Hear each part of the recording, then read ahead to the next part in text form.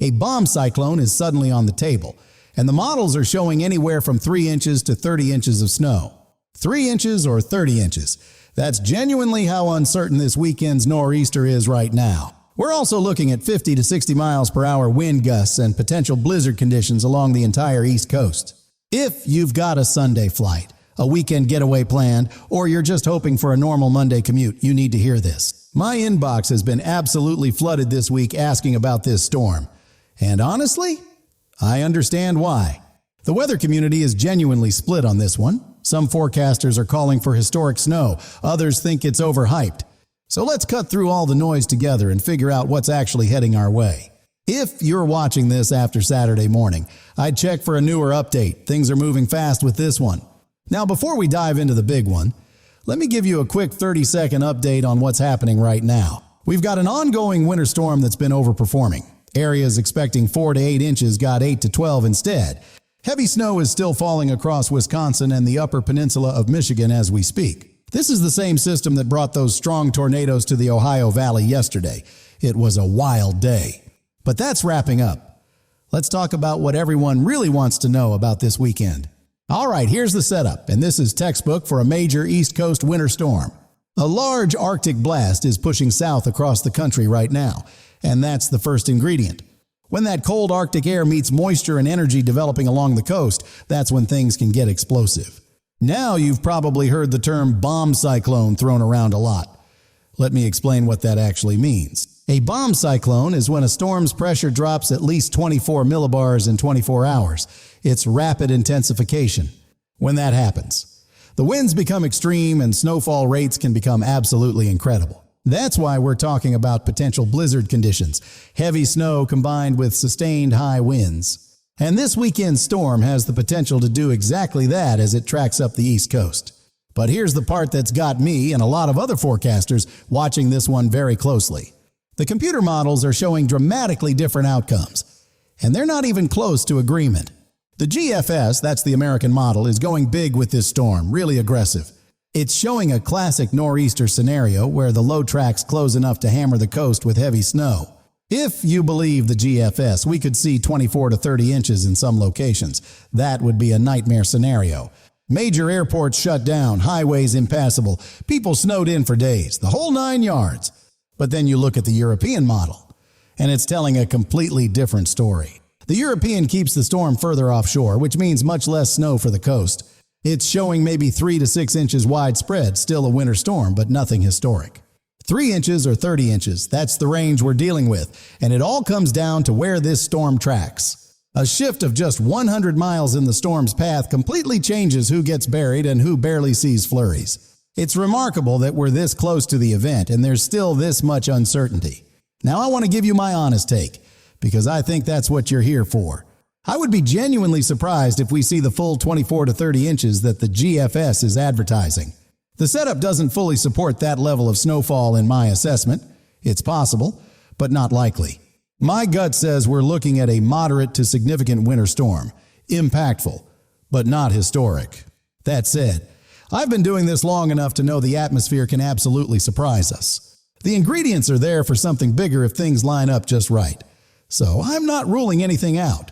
One thing I'm fairly confident about regardless of snow totals, the winds are going to be significant. Late Sunday into Monday, we could easily see gusts pushing 50 to 60 miles per hour along the coast. Long Island, the Jersey Shore, Delaware, Cape Cod, you folks are in the crosshairs for high winds. If this storm really bombs out, we could be talking near hurricane-force gusts by Monday morning. That happens sometimes with strong nor'easters, and if we also get significant snow, that's blizzard territory. Okay, let me map this out day by day so you know exactly what's coming and when to expect it. Today and tonight, the current winter storm finishes up. Snow tapers off across the Midwest and shifts to New England. Tomorrow, Saturday, a brief break as the Arctic air continues settling in, setting the stage for Sunday. There's a marginal severe weather risk in the southeast tomorrow, Georgia, Alabama, the Carolinas. Nothing major expected, but an isolated tornado or two is possible during the afternoon hours. Saturday is also your last chance to prepare if you need supplies. Tomorrow is the day to get them. Saturday night into Sunday morning, this is when the coastal low begins developing and things get serious. Sunday is the main event day. If we're going to see major impacts, this is when they'll be happening. Heavy snow could be falling from West Virginia through the D.C. corridor, Baltimore, and into the mid-Atlantic. Sunday afternoon and evening, the storm intensifies and pushes into New England. New York City, Long Island, Connecticut, Rhode Island, Massachusetts, this is your window for impacts. If you've got a Sunday evening flight out of any East Coast airport, I'd be making backup plans right now. Sunday night into Monday, the storm reaches peak intensity as it moves offshore. This is when we could see those extreme wind gusts as the bomb cyclone fully develops. Monday morning commute could be absolutely brutal if the bigger scenario plays out. Some of you might be looking at digging out rather than driving to work. Plan accordingly. By Monday afternoon, the storm pulls away, but cleanup could take days depending on totals. Now let me break down what this means for your specific area, because I know that's why you're really here. Washington, D.C. You're right in the zone for this one, sitting on that critical rain-snow line. If it stays cold enough, you could see significant accumulation, a degree or two warmer, and it's mostly rain. The GFS shows D.C. getting hammered. The European not so much. That's the uncertainty we're dealing with. Baltimore and the Delmarva. You're in a sweet spot if the storm tracks close to the coast. Some of the heaviest snow could fall in this region if the bigger scenario verifies. Philadelphia. You're positioned well for accumulating snow regardless of which model is right. The question is whether you're shoveling 4 inches or 14 inches makes a big difference for Monday. New York City, the GFS shows a significant hit for the city. Heavy snow Sunday into Monday. Long Island especially could see substantial accumulation if things track the way the American model shows. If you're planning on flying in or out of JFK LaGuardia or Newark on Sunday, keep a very close eye on this. Boston area. You're on the northern edge of this system, which adds another layer of uncertainty. If the storm is strong enough and tracks close enough, you're in play for significant snow and wind. If it stays further south, you might just catch the tail end with modest accumulation. The mountains of West Virginia, you folks are going to get snow regardless.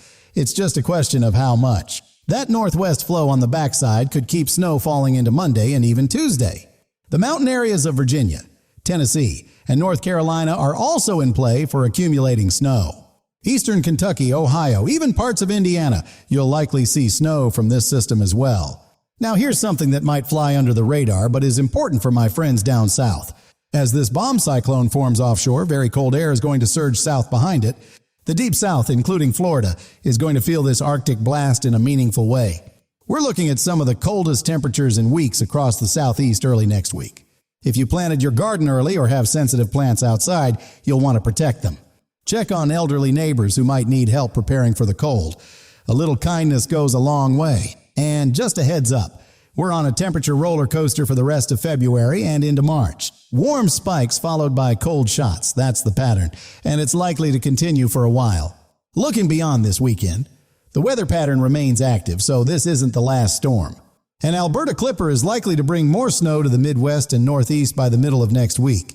The Pacific Northwest continues getting hammered with atmospheric river events, more rain and mountain snow. There could be another significant storm system by the end of next week for the Ohio Valley and East Coast. We've still got several weeks until winter is officially over, so stay tuned. There's more to come. All right, I want to hear from you folks. Where are you watching from and what are you expecting? Are you in the potential impact zone? What's your local forecast saying compared to what we're discussing here? Drop your city in the comments. I read every single one and genuinely enjoy our conversations. For those of you who've been following along all week, thank you.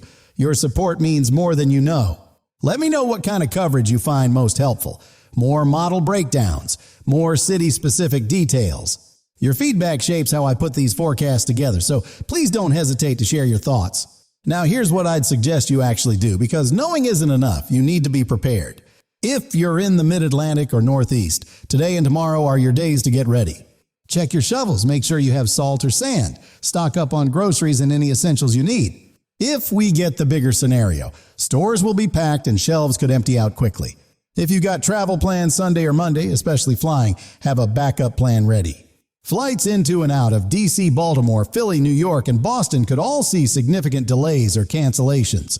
Be flexible if you can be, and keep an eye on your airline's updates throughout the weekend. If you're in the southeast expecting that cold blast, prepare for freezing temperatures early next week.